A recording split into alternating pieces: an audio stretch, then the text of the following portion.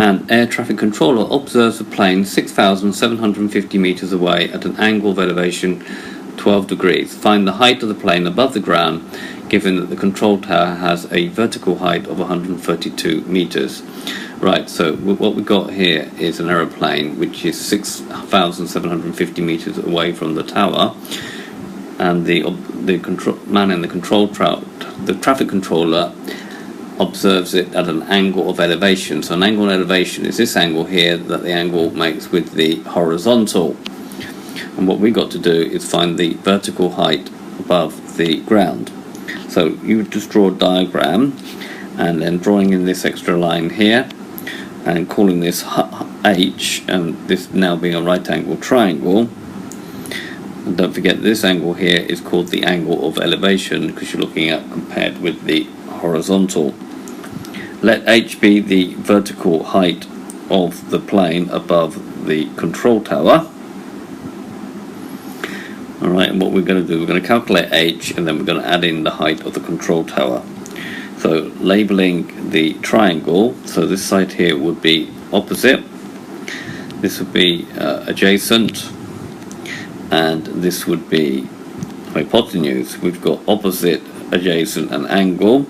So using SOHCAHTOA, sine, opposite, adjacent, so we use the first one, writing down sine theta is equal to opposite over hypotenuse, and then putting in the information. We've got sine of 12 is equal to H, opposite side, divided by 6,750.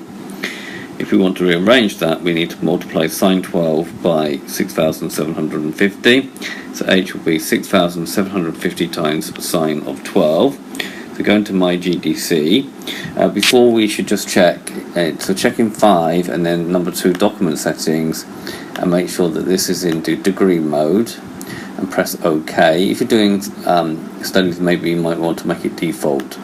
So pressing OK, and then going to a calculation mode, and then doing 6,750 times trig sine of 12, enter, and you get 1,403.4039. So that gives me 1,403.403 meters. The height above the ground will be the height of the control tower. That's 132 meters, so that needs to be added to that 1,403. So 1,403 plus 132.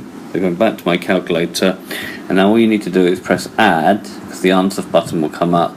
The answer will take the previous answer, which we actually need for the calculation, but you should be wary of that. Plus 132, and press equals, we get 1,535.